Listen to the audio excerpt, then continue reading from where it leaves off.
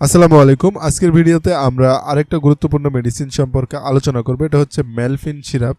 এটি মূলত বাচ্চাদের কৃমিনাশক ঔষধ হিসেবে ব্যাপক পরিচিত এবং ডাক্তারগণ এটি অনেক বেশি প্রেসক্রাইব করে থাকেন।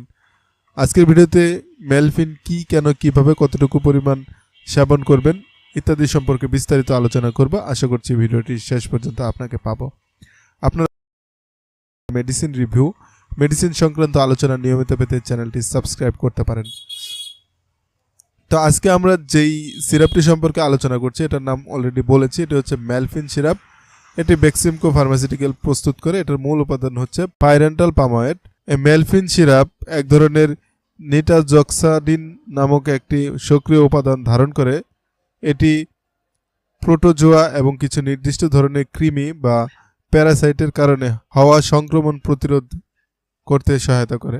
সহজ কথায় বলতে গেলে এটি পেটের বিভিন্ন ধরনের ছোট বড় গুড়া কৃমি বিনাশে অনেক কার্যকর একটি ঔষধ, যেটি সাধারণত ছোট বাচ্চাদেরকে দেওয়া হয়। তবে অবশ্যই খেয়াল রাখতে হবে যে 1 বছরের কম বয়সী শিশুদের আবার এটা দেওয়া যাবে না। সাধারণত 1 বছরের কম বয়সী শিশুদের কোনো ধরনের কৃমিনাশক ঔষধ খাওয়ানোই নিষেধ। মেলফিন সিরাপ বাজারে মেলফিন সিরাপ নামে পরিচিত। এটার অল্টারনেটিভ আরেকটি গুরুত্বপূর্ণ মেডিসিন রয়েছে, ডেলান্টিন। এটি সাধারণত রেনেটা ফার্মাসিউটিক্যাল প্রস্তুত করে।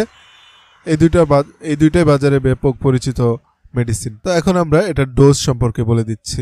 ডোজ নির্ধারণের ক্ষেত্রে অবশ্যই একজন ডাক্তারের পরামর্শ নিয়ে ডোজ নির্ধারণ করবেন, কারণ এটা বাচ্চার শরীরের ওজন মেপে তার উপর ভিত্তি করে ডোজ নির্ধারণ করতে হয়। যে সকল বাচ্চার ওজন 11 থেকে 16 কেজি তারা 2.5 মিলি খেতে পারবে, আর যাদের ওজন 16 থেকে 28 কেজি তারা 5 মিলি খেতে পারবে। সহজ করে বলতে গেলে যদি বাচ্চার বয়স 2 বছর বা 2 বছরের কাছাকাছি বা 1 বছরের উপরে হয়ে থাকে, সেক্ষেত্রে এক সিরাপের অর্ধেকটা খাওয়াতে হবে। এর পরবর্তীতে যখন 15 দিন বা 2 সপ্তাহ অতিক্রম হবে, পরবর্তীতে 2 সপ্তাহ পর আবারও বাকি অর্ধেক বোতল সিরাপ খাইয়ে দিতে হবে। তাহলেই ইনশাল্লাহ বাচ্চার পেটে যে কৃমি রয়েছে সেটা দূর হয়ে যাবে। তো এখন কিভাবে বুঝবেন যে বাচ্চার পেটে কৃমি হয়েছে? সাধারণত ছোট বাচ্চারা এগুলো বলতে পারে না যে তাদের পেটে কৃমি হয়েছে। তারা সাধারণত রাত্রেবেলা উঠে কান্নাকাটি করবে, পায়ুপথে চুলকাবে, বলবে যে পায়ুপথে ব্যথা করছে, অথবা পায়খানার পরে চুলকাবে, অথবা পায়খানার পরে বলবে যে ব্যথা করছে। এ ধরনের কিছু যখন এই ধরনের সমস্যা দেখতে পাবেন তখন বুঝতে হবে যে বাচ্চার পেটে কৃমি হয়েছে। আবার অনেক সময় দেখা যায় বাচ্চা ঠিকঠাকভাবে খাওয়া দাওয়া করছে, কিন্তু তারপরে বাচ্চার শরীরে স্বাস্থ্য হচ্ছে না, বাচ্চা অনেক শুকিয়ে যাচ্ছে, কিন্তু পেটটা অনেক বড় দেখা যাচ্ছে। তো সেক্ষেত্রে অবশ্যই একজন ভালো ডাক্তারের পরামর্শ নেবেন, নিয়ে তারপরে হয়তোবা ডাক্তার আপনাকে বাচ্চার জন্য কৃমিনাশক ঔষধ দিতে পারে। এই ছিল মোটামুটিভাবে মেলফিন সিরাপ সম্পর্কে আলোচনা। আমার উদ্দেশ্য হচ্ছে মেলফিন সিরাপ বা কৃমিনাশক সিরাপটি সম্পর্কে আপনাদেরকে ধারণা দেওয়া। আমি এখানে ডাক্তারি করতে আসিনি, শুধুমাত্র ধারণা দিতে এসেছি।